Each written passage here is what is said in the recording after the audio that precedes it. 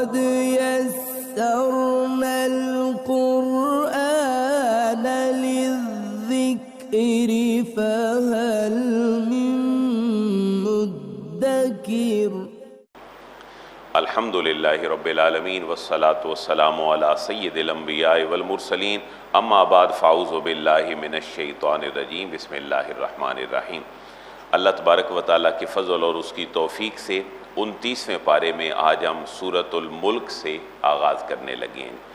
سورۃ الملک بڑی عظیم سورت ہے، ویسے تو قرآن مجید کی تمام سورتیں بڑی عظیم ہیں، لیکن اس کی خاص طور پر ہر روز پڑھنے کے حوالے سے بڑی فضیلت ہے۔ پہلے اس کی فضیلت پہ چند احادیث مبارکہ آپ سماعت فرما لیں۔ ابو داؤد اور جامع ترمذی کی حدیث مبارکہ ہے، حضرت ابو ہریرہ رضی اللہ تعالیٰ عنہ فرماتے ہیں کہ رسول اللہ نے ارشاد فرمایا کہ اللہ کی کتاب میں ایک سورت ہے جس کی 30 آیات ہیں، اس نے ایک آدمی کے لیے شفاعت اور سفارش کی یہاں تک کہ اللہ تعالیٰ نے اس کو بخش دیا۔ تو قرآن شفاعت کرتا ہے، قرآن سفارش کرتا ہے، اور اس کے جو مضامین ہیں ان پہ اگر غور کریں تو اللہ تعالیٰ کی جو قدرت ہے اور اس کی جو قدرت کے دلائل ہیں وہ ہمارے سامنے آتے ہیں۔ ایک اور حدیث مبارکہ ہے، اما عائشہ اس کی راویہ ہیں، آپ فرماتی ہیں کہ نبی پاک علیہ السلام کا جو معمول تھا سورتیں پڑھنے کا، عمومی طور پر آپ پڑھتے تھے، ان میں یہ سورہ مبارکہ بھی شامل ہے کہ آپ تقریباً میکسیمم ہر رات کو اس سورہ مبارکہ کو پڑھا کرتے تھے۔ ایک اور حدیث مبارکہ ہے، آقا دو جہاں علیہ السلام نے فرمایا کہ یہ جو سورت ہے سورہ ملک، اس کو پڑھا کرو اور اپنی بیوی بچوں کو سکھاؤ، اپنی اولاد کو سکھاؤ، اپنے گھر کے بچوں اور پڑوسیوں کو بھی اس کو سکھاؤ، کیونکہ یہ سورت نجات دینے والی ہے۔ اور نجات کس سے دینے والی ہے؟ یہ قیامت کے دن اپنے رب کے حضور اپنے قاری کے لیے جھگڑا کرے گی۔ جو اس کو پڑھے گا اللہ سے یہ بحث کرے گی اور اللہ سے ریکویسٹ کرے گی کہ اللہ یہ مجھے پڑھتا تھا اور اس کو بخش دے۔ ایک اور حدیث مبارکہ حضور نے فرمایا لوددت، میں یہ پسند کرتا ہوں، انہا فی قلب کل انسان من امتی، میری امت کے ہر انسان کے دل میں یہ صورت محفوظ ہو، میں اس بات کو پسند کرتا ہوں۔ یعنی یہ سورت کا جو حفظ ہے اور لرن بائی ہارٹ ہے، یہ بھی نبی پاک علیہ السلام سے ثابت ہے۔ اس کا جو مرکزی موضوع ہے 30 آیات کا، وہ اگر ہم استدلال دیکھیں تو مرنے کے بعد جو جی اٹھنا ہے اور اللہ کے حضور پیش ہونا ہے، اس کا مرکزی موضوع ایمان بالآخرت ہے۔ لیکن اس وقت تک آخرت کے اوپر بندہ یقین نہیں کر سکتا جب تک کہ اللہ تعالیٰ کی قدرت پہ اس کو یقین نہ ہو۔ اس صورت کے اندر دلائل دیے گئے کہ اس کائنات میں اگر موت اور حیات دونوں کو اللہ نے پیدا کیا ہے تو موت جتنی دفعہ بھی آئے اس کو اللہ نے پیدا کیا، حیات جتنی دفعہ بھی ہو اس کو اللہ نے پیدا کیا۔ ایک حیات اس دنیا کی ہے اور ایک حیات جو محشر کی ہے اور قبر کی ہے وہ ہے۔ اور یہ ذات ہے کون؟ پھر اللہ کی قدرت کے دلائل ہیں۔ جس نے 7 آسمان بنا لی، جس نے زمینیں پیدا کر لیں، کیا وہ ایک انسان کو مرنے کے بعد دوبارہ نہیں اٹھا سکتا؟ پھر ایک دلیل دی گئی کہ ذرا دنیا کے جو آسمان ہے اس کو دیکھو تو اس کے اوپر پیارے خوبصورت جو ٹمٹماتے تارے ہیں، یہ اللہ کی قدرت کی نشانیاں ہیں، اور اللہ تعالیٰ اس بات پر قادر ہے، جو آسمانوں کو مزین کر سکتا ہے وہ ایک انسان کو مرنے کے بعد دوبارہ اٹھا بھی سکتا ہے۔ 11 آیات تک ایک گروہ کا ذکر ہے جس گروہ نے ہمیشہ انبیاء کو ٹھکرایا، اللہ کا جو نبی بھی آیا اس نے ان کی تکذیب کی، اور اس کے بعد 12 نمبر آیت سے اس گروہ کا ذکر شروع ہوگا جو اللہ سے ڈرتے ہیں اور اللہ تعالیٰ کے انبیاء کو مانتے ہیں۔ گویا توحید، رسالت اور آخرت اس سورہ مبارکہ کا مرکزی موضوع ہے۔ بڑا پیارا ترجمہ ہے، اور کوشش کیجئے جن کا دل و دماغ کام کرتا ہے وہ اس سورت کو حفظ بھی کر لیں اور پڑھ لیں، اس کو یاد کر لیں۔ اعوذ باللہ من الشیطان الرجیم، بسم اللہ الرحمن الرحیم۔ تبارک الذی بیدہ الملک، تبارکہ بہت بابرکت ہے، منزہ ہے اور پاک ہے، برتر ہے ہر اس اعتراض سے جو منکرین کے دل و دماغ میں آئے کہ اللہ کی قدرت ایسی کہاں کہ انسان مر کے بھی دوبارہ زندہ ہو۔ تبارک الذی، بڑی بابرکت ہے وہ ذات، بڑی منزہ ہے، بڑی برتر ہے وہ ذات، بیدہ الملک، جس کے ہاتھ میں، اللہ کے ہاتھ سے مراد یہاں اللہ تعالیٰ کی قدرت ہے، جس کے قبضہ قدرت میں ہے الملک، سارے جہانوں کی بادشاہیاں جس کے ہاتھ میں ہیں، وہ ذات بڑی ہی بلند و بالا ہے۔ وَهُوَ عَلَىٰ كُلِّ شَيْءٍ قَدِيرٌ، یہ اس چھوٹے سے اعتراض کا جواب ہے کہ مرنے کے بعد دوبارہ اٹھنا بڑا محال ہے، لیکن اللہ فرما رہے میں تو ہر چیز کے اوپر قادر ہوں۔ واو کا معنی اور ہوا وہ اللہ علی کل شیء، ہر چیز پر، قدیر پوری طرح قادر ہے۔ یہاں غور فرمائیں نا تو قادر کا لفظ نہیں، ہم نام رکھتے ہیں تو عبد القادر، اور بعض کا نام ہوتا ہے عبد القدیر، تو قدیر کے اندر جو قدرت ہے وہ قادر سے زیادہ ہے مفہوماً، وہ اس میں فاعل کا صیغہ ہے، اور یہ جو صیغہ ہے یہ مبالغہ کا اور صفت مشبہ کا صیغہ ہے۔ وہ ہر چیز کے اوپر صرف قادر ہی نہیں، قدیر، وہ پوری طرح قدرت رکھنے والا ہے۔ الذی خلق الموت والحیات، وہ ذات وہ ہے الذی جس نے خلق پیدا کیا، الموت موت کو، والحیات اور زندگی کو، لیبلوکم تاکہ تمہیں آزمائے، ایکم تم میں سے کون ہے احسن عملا جو عمل کے لحاظ سے بہتر ہے اور حسین تر ہے۔ آپ اس آیت پہ غور فرمائیں تو پہلے موت کا ذکر ہے اور پھر حیات کا ذکر ہے۔ یہی شبہ دور کرنا ہے اللہ تعالیٰ کی قدرت کے منکروں کا کہ موت تو پہلے،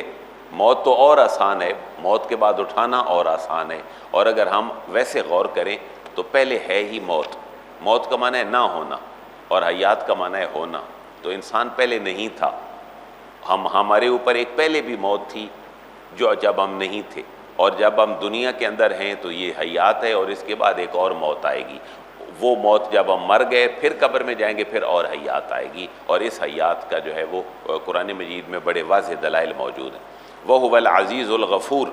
اور وہی اللہ ہے العزیز الغفور جو دائمی عزت والا غالب ہے، الغفور اور بہت ہی بخشنے والا ہے۔ یعنی موت کا ذکر کر کے بخشش کی جو اللہ سے امید ہے وہ بھی لگائی ہے، وہ غالب بھی ہے، عزت والا بھی ہے اور بخشنے والا بھی ہے۔ اگر موت اس نے پیدا کی ہے اور حیات اس نے پیدا کی ہے تو وہ تمہارے گناہوں کو بخشنے والا بھی ہے، تم گناہ اگر کرو تو اس کی طرف رجوع کرو، وہ بخش دے گا۔ اب چھوٹے چھوٹے دلائل، الذی خلق سبع سماوات طباقا، اس ذات کے لیے کوئی بھی مشکل کام نہیں ہے، الذی جس نے خلق بنائے ہیں، سبع سماوات 7 آسمان، طباقا اوپر نیچے، جس نے 7 آسمان اوپر نیچے بنائے ہیں، وہ خالق اس بات پر قادر ہے کہ وہ مرنے کے بعد بھی تمہیں دوبارہ اٹھا سکتا ہے۔ ما تری فی خلق الرحمن من تفاوت، اور یہ جو 7 آسمان ہیں یہ بے ڈھنگے سے نہیں، بڑے ڈھنگ کے ساتھ اور بڑے سلیقے کے ساتھ اللہ نے بنائے ہیں۔ ما تری، اے قرآن پڑھنے والے، اے قرآن سننے والے، ما تری تو نہیں دیکھے گا، تمہیں نظر نہیں آئے گا، فی خلق الرحمن جو رحمان کی تخلیق ہے اور رحمان کی بنائی ہوئی جو کائنات ہے تو نہیں دیکھے گا، من تفاوت کوئی بھی خلل اور کوئی بھی رخنا، کوئی بھی ٹیڑھا پن تو اس کے اندر نہیں دیکھے گا۔ فرجع البصر، فا کمانا پس ارجع تو ذرا لوٹا، البصر نگاہ، اپنی نگاہ ذرا غور سے ڈال، ہل تری من فطور، ہل تری کیا تو دیکھتا ہے یا تجھے نظر آتا ہے، من فطور کوئی بھی ٹیڑھا پن، کوئی بھی رخنا اور کوئی بھی فالتو چیز تمہیں کائنات کے اندر نظر آتی ہے؟ آپ اگر غور کریں پوری کائنات کے نظام پر، سورج، چاند، ستارے، درخت، انسان، حیوان، چرند، پرند، ہر چیز کا اللہ نے کوئی نہ کوئی فائدہ پیدا کیا۔ بچپن میں ہم وہ شعر پڑھا کرتے تھے، نہیں ہے چیز نکمی کوئی زمانے میں اور کوئی برا نہیں قدرت کے کارخانے میں۔ لوگ گھروں کی چمٹیوں اور کیڑوں سے تانگ ہیں، اللہ نے ان کی رکھوالی کے لیے چوہے پیدا کر دی۔ لوگ چوہوں سے تانگ ہیں، اللہ نے بلیاں پیدا کر دی۔ ہر چیز کا اللہ نے کوئی نہ کوئی کائنات کے اندر ایک نہ ایک فلسفہ اور نظام رکھا ہے۔ ایک اور دفعہ دعوت فکر ہے، ایک جملہ گزرا فرجع البصر ہل تری من فطور، اب ایک اور دفعہ دعوت دی جا رہی ہے، ایک دفعہ اور بھی دیکھ لو، ثم ارجع البصر، ثم پھر، ارجع البصر تو ایک دفعہ پھر نگاہ دوڑا کے ڈال، پھر نگاہ ایک دفعہ پلٹ کے اپنی ڈال، کرتین دوبارہ ڈال، ینقلب یہ لوٹ آئے گی، الیک تیری طرف، البصر تیری نگاہ، خاسئا وہو حسیر، خاسئا یہ ناکام ہو کر تیری طرف آئے گی، وہو حسیر اور یہ تھکی ہوئی ہوگی۔ یعنی تو کوئی اللہ کی کائنات اور مخلوق میں تھوڑی سی کجی، تھوڑا سا ٹیڑھا پن اگر دیکھنے کی کوشش کرے گا، تیری نگاہ مایوس ہو جائے گی، تیری نگاہ تھک تو جائے گی، لیکن تمہیں کو رخنا کو ٹیڑھا پن نظر نہیں آئے گا۔ ایک بڑی بلڈنگ اگر ایک کاریگر بنا لے تو شاید ایک اور کاریگر دیکھے تو وہ کہے کہ یار یہ جگہ یہاں پر تھوڑی سی ایسے ہونی چاہیے تھی، لیکن اللہ کی کائنات میں اللہ نے 2 دفعہ دعوت فکر دی ہے کہ تم ذرا نگاہ لوٹا کے تو دیکھو، تمہیں نگاہ تو تمہاری تھک جائے گی لیکن اللہ کی کائنات میں کوئی چیز تمہیں ٹیڑھی اور فالتو نظر نہیں آئے گی۔ آپ خود اپنی ذات میں ہم غور کریں، اللہ نے ہمارا سر کدھر بنایا ہے، آنکھیں کدھر بنائی ہیں، ناک کدھر بنایا ہے، کان کس جگہ پہ ہیں، دانت کیسے ہیں، زبان کیسی ہے۔ آپ ذرا بوڑھے بندے کو دیکھیں جس کے دانت نہیں ہیں، اس کی جوانی میں اس کا بولنا دیکھیں اور بڑھاپے میں بولنا دیکھیں۔ زبان کو کنٹرول کرنے کے لیے اللہ نے کتنی پیاری دیوار دانتوں کی بنائی، اور اگر دانت نہ ہوتے انسان سخت چیزیں کیسے کھاتا۔ پھر ان کی خوبصورتی بھی پیدا کر دی ہے، یہ جہاں ہیں وہاں بڑے اعلیٰ قسم کے خوبصورت بھی ہیں، مونچھیں کدھر ہیں، کانوں میں بال، ناک میں بال، یہ کیسے حفاظتی باڑے ہیں جو اللہ تعالیٰ نے پیدا فرمائی۔ ایک ایک چیز کو اللہ نے کمال انداز میں پیدا فرمایا۔ کتنی فورسز ہیں جناب، ایک انسان لقمہ اٹھا کے منہ میں رکھتا ہے، خود ہی اللہ کی بنائی ہوئی قدرتی فورسز اپنا پورا عمل شروع کر دیتی۔ ایک لقمہ منہ میں رکھنے سے جو سلائیوا کی ایک چھوٹی سی کیفیت پیدا ہوتی ہے، اگر وہ نہ ہو تو انسان کا کھانا بھی ہضم نہ ہو، کھانے کے اندر ٹیسٹ نہ ہو۔ ذرا فوج کی کیفیت دیکھیں نا، اعلیٰ کھانا اگر بھونی لگ رہی ہو تو منہ میں پانی آ جاتا ہے۔ یہ کیا ہے؟ اس کو اشارہ مل گیا ہے کہ اب تمہارے لیے کوئی سامان ہونے لگا ہے۔ ہر چیز کو اللہ نے بڑے کمال انداز میں پیدا فرمایا، اور کیسے انسان کے اندر سینسر اللہ نے لگائے ہیں اور ڈیٹیکٹر لگائے ہیں کہ انسان خوف ایک بری چیز سے جو ہے وہ گھبرا جاتا ہے، انسان اچھی چیز سے خوش ہو جاتا ہے۔ یہ سینسر ہی ہے نا جو اللہ تعالیٰ کے نے لگائے ہیں، باقی وہ اسی طرز اور نقل پر آج پوری کائنات چل رہی۔ دیکھیں انسان کھڑا ہے، آگے سے کوئی چیز آ رہی ہے تو انسان کیا کرے گا؟ ہٹ جائے گا۔ اسی طرح آپ ابھی سینسر والے ڈور اور دروازے دیکھ لیں، انسان جاتا ہے اللہ کی دی ہوئی تخلیق اور قدرت سے جو اللہ نے صلاحیتیں دی ہیں، پوری کائنات کا نظام، آٹو چیزیں آ گئی دنیا کے اندر۔ پہلے ہم خود اٹھتے تھے، اب الارم اٹھاتا ہے۔ کتنی سہولیات اللہ تعالیٰ نے ہمیں دے دی ہیں۔ یہ انسان کی جو ذہانت ہے، یہ اس کا نتیجہ ہے جو خدا داد ذہانت ہے۔ تمہاری نگاہ جو ہے وہ ناکام لوٹ کے آئے گی اور تھکی ہوئی ہوگی، لیکن تم اللہ کی کائنات میں کوئی ٹیڑھ اور جو رخنا ہے وہ نہیں دیکھ سکو گے۔ وَلَقَدْ زَيَّنَّا السَّمَاءَ الدُّنْيَا بِمَصَابِيحَ، یہ ایک گلوب اللہ نے جو بنایا ہے، وَلَقَدْ زَيَّنَّا، اور بے شک ہم نے ڈیکوریٹ کر دیا ہے، مزین کر دیا ہے، السَّمَاءَ الدُّنْيَا، جو دنیا کا آسمان ہے، ہمارے قریب، ہماری نظروں کے قریب ہے، ہم نے اس کو ڈیکوریٹ کر دیا ہے بِمَصَابِيحَ، چراغوں کے ساتھ۔ ایک بڑا چراغ ہے جو سورج کی شکل میں ہے، ایک اور رات کا بڑا چراغ ہے جو چاند کی شکل میں ہے، پھر چھوٹے چھوٹے چراغ ہیں جو اللہ نے ڈیکوریشن کے لیے بنائے ہیں۔ یہ ہمیں ڈیکوریشن کے لیے بھی نظر آتے ہیں، اور اس کے اندر مشرکین اور کفار کا ایک جو برا عقیدہ ہے اس کو بھی لتاڑا گیا ہے۔ برا عقیدہ کیا ہے؟ جو کاہن اور نجومی ہوتے تھے، ہاتھ دیکھنے والے، قسمت کی لکیریں بتانے والے، وہ اپنی شیطانی دسترس سے اللہ تعالیٰ کے جو احکامات ہیں ان تک جب رسائی حاصل کرتے تو اللہ تعالیٰ نے ان جو ستارے اور اللہ نے جو چراغ بنائے ہیں ان کو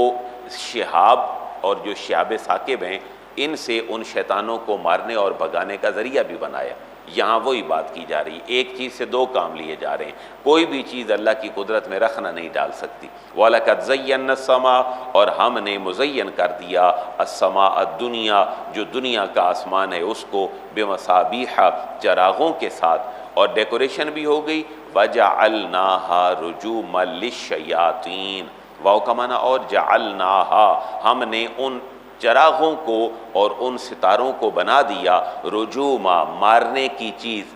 رجم کا معنی ہوتا ہے سٹوننگ اور مارنا، بھگانا، للشیاطین، شیطانوں کو بھگانے کا ذریعہ بھی بنا دیا، تاکہ کوئی دنیا کی فورس عاملوں کی، نجومیوں کی، جادوگروں کی، وہ اوپر جا کے اللہ کی لکھی ہوئی تقدیریں، انسانوں کی قسمتیں وہ معلوم کر کے اللہ کی قدرت میں رخنا نہ ڈالیں دنیا میں۔ وَأَعْتَدْنَا لَهُمْ عَذَابَ السَّعِيرِ، واو کا معنی اور آتدنا، ہم نے تیار کر رکھا ہے لہم، ان کے لیے، عذاب السعیر، دہکتی ہوئی آگ کا عذاب۔ اب جو اللہ کی قدرت کے منکر ہیں ان کے لیے دو تین آیات ہیں کہ یہ ہمیشہ سپیچ لیس ہوں گے کیونکہ اللہ تعالیٰ نے ان کے اوپر اتمام حجت فرما دیا ہے۔ ہم صرف پہلے گروہ کا تذکرہ پڑھیں گے، دوسرے کا انشاءاللہ نیکسٹ سیشن میں۔ وَلِلَّذِينَ كَفَرُوا بِرَبِّهِمْ عَذَابُ جَهَنَّمَ وَبِئْسَ الْمَصِيرُ، انتہائی آسان آیت ہے، آپ ترجمے کی طرف خود ذرا غور کریں۔ وَلِلَّذِينَ كَفَرُوا، واو کا معنی اور لِلَّذِينَ ان لوگوں کے لیے، کفروا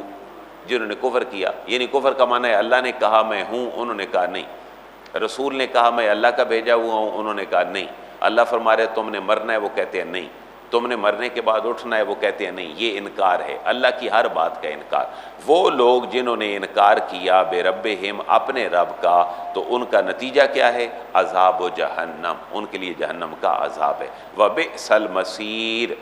اور یہ کوئی چھوٹی موٹی جگہ نہیں ہے، بئس المصیر، انتہائی بری لوٹنے اور ٹھہرنے کی جگہ ہے جہاں پر تمام مجرمین اکٹھے ہوں گے۔ اس کا تھوڑا سا عالم بھی بیان کر دیا۔ اذا القوا فیہا، اذا جب، القوا ان منکرین کو پھینکا جائے گا، فیہا اس جہنم کے اندر، سامعوا لہا شہیقا وہی تفور۔ اس ٹکڑے کو سمجھنے سے پہلے آپ یہ سمجھیں، جب آگ بھی جل رہی ہو نا تو آگ کی بھی ساؤنڈ اور آواز ہوتی ہے۔ آپ اس کو آج کی جدید اگر چیزوں میں دیکھیں تو ایک ویلڈنگ والا جب ویلڈنگ کرتا ہے تو اس آگ کے شعلوں کا بھی ایک پورا پریشر ہے، جیسے گیس کے پریشر کے ساتھ آگ چلتی ہے۔ تو اللہ تعالیٰ فرما رہے اذا القوا فیہا، جب بھی منکرین حق کو دوزخ میں جھونکا جائے گا، پھینکا جائے گا، سامعوا لہا، سامعوا وہ سنیں گے، لہا وہ جو جہنم ہے اس کی، شہیقا زوردار جو گرج ہے جہنم کی آگ کی آواز کی، وہ سنیں گے، وہی تفور اور وہ جوش مار رہی ہوگی۔ اس حالت میں ہوگی وہ آگ کہ وہ کڑک رہی ہوگی اور جوش مار رہی ہوگی۔ یہ جو تفور ہے اس کو ہم اردو میں بھی استعمال کرتے ہیں، اگر آپ اس کو تھوڑا سا غور کریں تو ہم ایک لفظ بولتے ہیں فوراً، تو فوراً کے اندر جو مفہوم ہے وہ یہاں بھی ہوتا ہے۔ فوراً کا کام کیسے ہوتا ہے؟ جوش کے ساتھ، بھئی جلدی سے جائیں اور یہ کام کر کے آئیں۔ تو تفور ہی سے ہی فورا اردو زبان میں بڑی سملیرٹی رکھتا ہے۔ جب بھی ان کو پھینکا جائے گا دوزخ میں، سامعوا تو وہ سنیں گے، لہا اس دوزخ کی، شہیقا زوردار گرج دوزخ کی آگ کی وہ سنیں گے، وہی تفور اور وہ جوش مار رہی ہوگی۔ اچھا یہ اتنی سخت انداز میں بات کیوں کی گئی؟ تاکہ جو قرآن پڑھنے والے ہیں ان کے دل میں اللہ کا خوف پیدا ہو اور وہ ہدایت کی طرف آ جائیں۔ برے لوگ تو اپنے انجام تک پہنچ گئے، ہمارے سامنے وہ جو ایک ٹیرر رکھا گیا اس کی ایک وجہ یہ ہے کہ ہم ان اللہ کی نافرمانیوں سے باز رہیں۔ تکادو تمیزو من الغیظ، اچھا غصہ خود ایک انتہا ہوتی ہے، لیکن اس غصے کی انتہا ایگزیجریشن یہ ہے کہ بندہ کہتا ہے یار فلاں بندہ تو غصے سے پھٹ رہا تھا، تو غصہ اور پھٹنا دونوں انتہائی ہیں۔ اس آگ کے بارے میں کہا گیا تکادو تمیازو، ایسا معلوم ہوتا ہے کہ دوزخ کی آگ ایسی ہوگی، تکادو تمیازو ان قریب ایسا محسوس ہوگا کہ یہ جہنم کی آگ پھٹ جائے گی، من الغیظ، غیظ و غضب اور غصے سے۔ اس کو غصہ کس پہ ہوگا؟ اللہ تعالیٰ کے منکروں پر، جو اس دوزخ کی آگ کے منکر تھے۔ اب آگ ان کے لیے جوش مار رہی ہوگی اور وہ کہے گی آج آؤ میرے اندر، میں تمہیں ویلکم کرنے کے لیے تیار ہوں۔ کلما القی فیہا فوج، کلما وین ایور، جب کبھی بھی، جب بھی القیا پھینکا جائے گا، فیہا اس دوزخ میں، فوجن گروہ، جب بھی اس کسی نہ کسی منکروں کے گروہ کو اس جہنم کی آگ میں پھینکا جائے گا، تو سألہم خزنتہا، انتہائی کمال کی گفتگو وہاں جو دوزخ کے دروازے پہ بیٹھے چوکیدار کے ساتھ ہوگی۔ جب یہ آئیں گے سارے منکر، ان کو آگ میں جب پھینکا جانے لگے گا، دوزخ کے دروازے پہ بیٹھا ہوا چوکیدار یہ ان سے پوچھے گا تم آج جہنم میں جا رہے ہو، تمہیں کوئی دنیا میں ڈرانے والا اللہ نے نہیں بھیجا تھا کہ تم نے اگر غلط کام کرو گے تو ادھر چلے جاؤ گے؟ اب ان کی زبان پہ کیا ہوگا؟ دنیا میں تو وہ انکار کر دیتے تھے کہ حضور کی بات نہیں مانتے تھے، کہتے تھے حضور مجنون ہیں، یہی قرآن کہہ رہے ہیں، حضور مجنون ہیں، حضور شاعر ہیں، معاذ اللہ یہ جادوگر ہیں، یہ کلام اللہ کا کلام نہیں ہے۔ اس وقت جب وہ دوزخ کا چوکیدار پوچھے گا فرشتہ کہ تمہیں کسی بندے نے نہیں ڈرایا تھا کہ برے اعمال کرو گے تو یہاں دوزخ میں چلے جاؤ گے؟ اب وہ کیا کریں گے؟ اب ذرا دیکھیے وہ کیا کریں گے۔ کلما القی فیہا فوج، جب بھی کوئی جتھا جھونکا جائے گا اس آگ میں، سألہم ان سے سوال کرے گا، خزنتہا جو محافظ چوکیدار اور وہ گیٹ پہ بیٹھا ہوا اللہ کی قدرت سے وہ کوئی بھی جو طاقت اور فرشتہ ہے وہ محافظ اس سے پوچھے گا الم یأتکم نذیر، انٹیروگیٹو سینس ہے، الم یأتکم نذیر، کیا لم یاتے نہیں آیا تھا، کم تمہارے پاس، نذیر